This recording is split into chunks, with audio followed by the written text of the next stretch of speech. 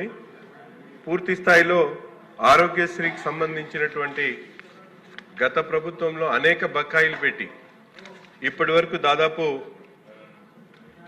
22 కోట్ల రూపాయలు బకాయిలు ప్రభుత్వ ఆసుపత్రికి ఉన్నాయి. వాటి మెయింటెనెన్స్ కూడా ఇబ్బంది అవుతున్నటువంటి పరిస్థితులు ఉన్నాయి. ముఖ్యంగా ఈరోజు చూసుకుంటే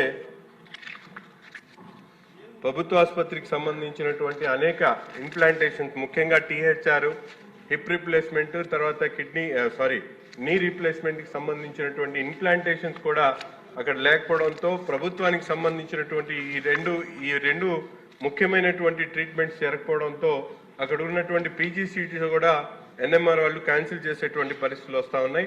అందుకని ఆరోగ్యశ్రీలు ఏదైతే పెండింగ్ ఉన్నాయో వాటిని వెంటనే విడుదల చేస్తే అనేక రకాలుగా హాస్పిటల్ ఇబ్బందులు పడుతున్నటువంటి పరిస్థితులు ఉన్నాయి. ముఖ్యంగా ఎప్పుడు అవసరమైనటువంటి అనేక ట్రీట్మెంట్స్ ఈరోజు చూస్తూ ఉన్నాం. ఎందుకంటే గత ప్రభుత్వంలో ఆరోగ్యశ్రీ పేరుతో తీసుకున్నటువంటి ఈ పథకాన్ని మార్క్ పేరుతో, అంటే ప్రభుత్వ ఆసుపత్రిలో జరిగేటువంటి ట్రీట్మెంట్స్ సంబంధించినటువంటి నిధుల్ని ప్రభుత్వం తిరిగి 40% తీసుకోవడానికి మార్క్ అనేటువంటి ఒక రెగ్యులేషన్ ని పెట్టి దాని ద్వారా మళ్ళీ ప్రభుత్వాన్ని తీసుకునేటువంటి ఏర్పాటు చేసుకోవడం వల్ల ఈరోజు గుంటూరు ప్రభుత్వ ఆసుపత్రి దాదాపు 100 సంవత్సరాల చరిత్ర కలిగి దాదాపు 1500 పడకలతో ఉన్నటువంటి ఆసుపత్రికి ప్రతిరోజు 3000 మంది పేషెంట్స్ వస్తారండి.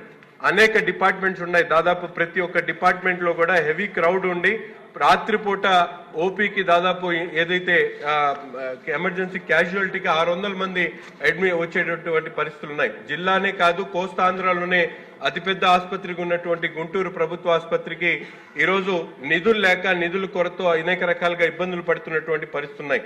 మన ప్రభుత్వం వచ్చిన తర్వాత అనేక మంది దాతలు ఈరోజు దాదాపు జిమ్ఖానా వాళ్ళు 100 కోట్లతో మంది సర్వీస్